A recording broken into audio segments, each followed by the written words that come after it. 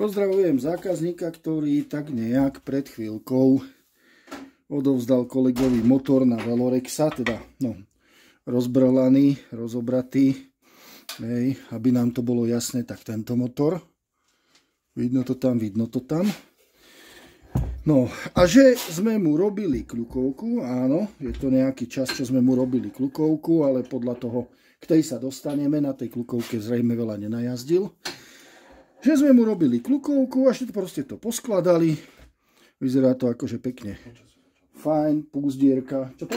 Že počasie začal klepať asi 500 km. 500? Zaujímavé. No, dobre, a že jednoducho robili sme mu kľukovku, motor začal po nejakých 500 km klepať.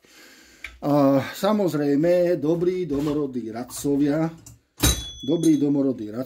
akože ktorí by mali radšej držať hubu, než vypúšťať z huby nejaké somarinky, že to je asi kľuka.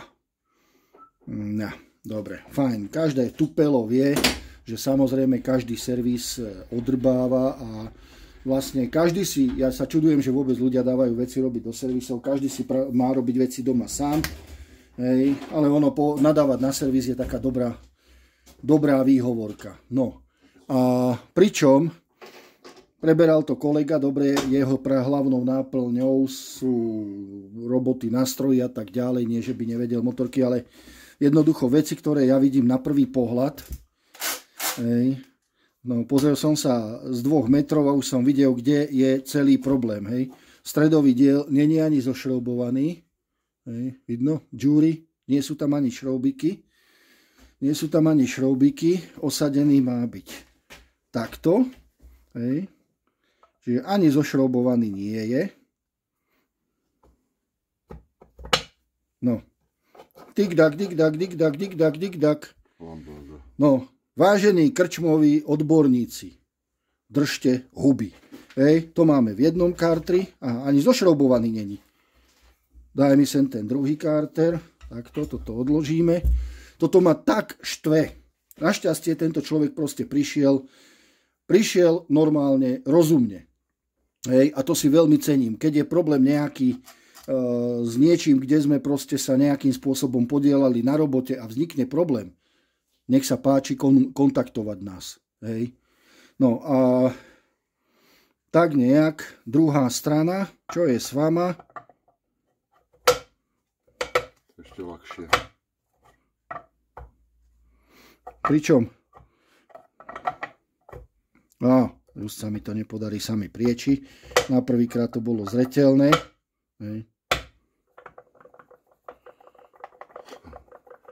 Lambáda. No, to máme prvá chybička. Že jednoducho stredový diel. To, že je plný, pozriem sa, vidím tuto proste na tej ploche, že je to doprznené.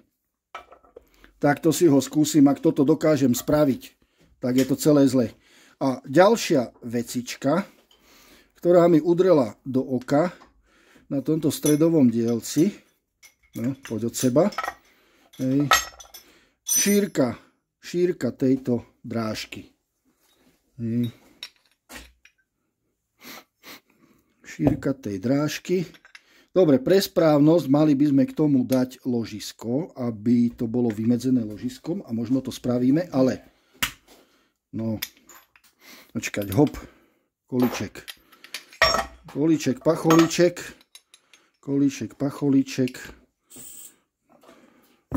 ne, máme niekde aj nové, a to je v pohode.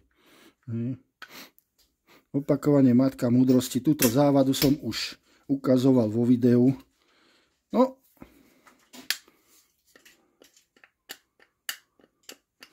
dobre, není to stiahnuté, takže dá sa predpokladať, že keď to stiahnem, tak možno, že to tam bude držať, ale jednoducho toto je tiež tak trošku nie dobré.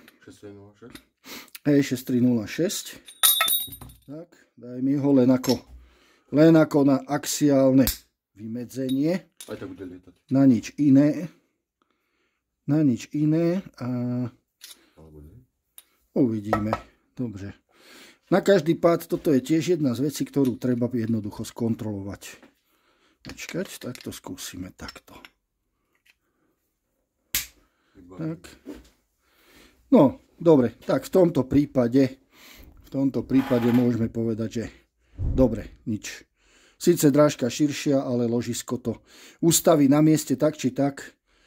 Tiež si je dobre to takto nejak skontrolovať.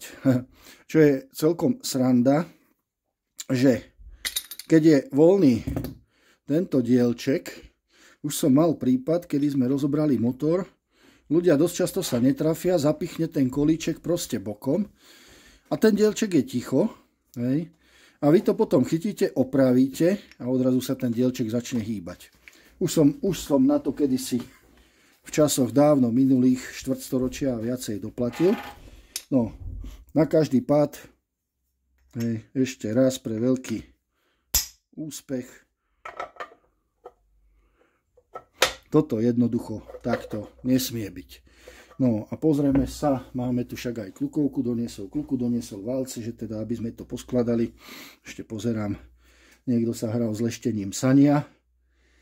Jasne, tiež sme kedysi robili kadejaké také veci. Z druhej strany, aby bolo vidno, že je to Velorex s dynamoštartérom. Velorex s dynamoštartérom. Ten dynamoštartér na ten motor je tak troška s výkonom na hrane. Nie nadarmo v súčasnej dobe všetky štartre sú prevodové, aby jednoducho sa to ľahšie roztočilo tu. Keď je slabšia baterka, tak proste hneď od začiatku to potrebuje veľký krútiaci moment a pri slabšej baterke to nemusí zvládať. No. A pozrieme sa na klukovku, že keď teda už bola dnu von. Hej. No, dnu von, z tejto strany klukovka.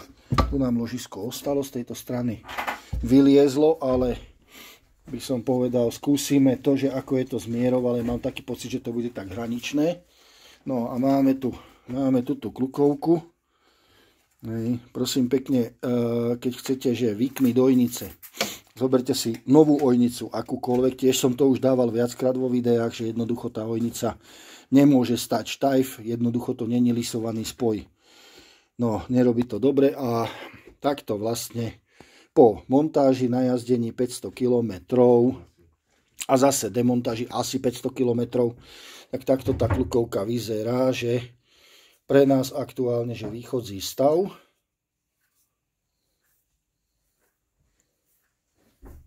No. Za mňa môžem povedať, že čakal som horšie. Toto vôbec nevyzerá zle, troška doladiť a myslím si, že s tým nebude nejak väčší problém. Takže klukovku troška doladiť. Zmerať, ako je na tom vlastne tento priemer pre stredový diel. A ešte, čo ma napadlo. Zmerať, ako je na tom flek pre stredový diel a idem si, dobre, troška pauzička, aby ste tu zbytočne nečakali. No, už som tu. Ešte jedna vec, ktorú je dobre si skontrolovať. Utopenie prípadné tohto stredového dielčeku. A no, 46, dobúchané, párové číslo na kartroch 1. Párové číslo na kartroch 1, to znamená aj na tom stredovom dielčeku by malo byť párové číslo 1. Ono totiž, keď sa opracúvajú tie kartre, keď ich vo fabrike opracúvali, tak stiahli kartre dokopy aj s týmto stredovým dielčekom a spravili vývrt pre válec. Teraz vy tam dáte iný stredový dielček a mali sme tu nedávno motor, kde proste sme mali problém s fúkaním okolo sania, nechcelo to držať voľnobeh a tak ďalej. Takže dobre, na to si tiež budeme musieť pri skladaní dať bacha a fakticky najprv tak nejak na nečisto len tak stiahnuť kartre. Vyleštené. No, samozrejme sa mi to takto robí kyptavo. Dobre. Takto mi je to kus kyptavo. Vodiace púzdierka sú von, ale nevadí. A ďalšia vecička, že keď snažím sa ho ustaviť, ale cítim aj tak odskoky. Na jednej strane fajn, na druhej strane odskok. Tu na tejto hrane. Tak to som celkom rád. Uvidíme, budeme to musieť premerať. Výškovo sa to tvári, že by aj skoro mohlo byť. No tu je troštička pod úrovňou, ale budiš. No a napríklad teraz mi to ukázalo, že keď budeme ten motor dávať dokopy, tak určite ho budeme dávať dokopy bez tesnenia, lebo keď sme tam dali ten stredový dielček, tesnenie by nám spôsobilo, že by sa kartre oddialili a ten stredový dielček by tam bol proste voľný. Samozrejme som to natiahol viac, ale myslím, že je to aj tak vidno. Takže, no, odrazu z kľukovky máme tak nejak niečo úplne iné. Takže, no, len ma to hnevá, že proste kadejaké ožraté tela popri na pive v krčme vie hneď povedať, to určite niečo dodrbali v servise, určite ti spravili zlú kľukovku a tak ďalej. Akože tým nechcem povedať, že by sa nám nestala chyba. Hej.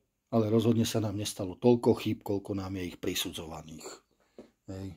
1 z 20, 30 a zvyšok. No, dobre. Kto to vôbec skladal a prečo to vôbec poskladal s vadnými dielcami?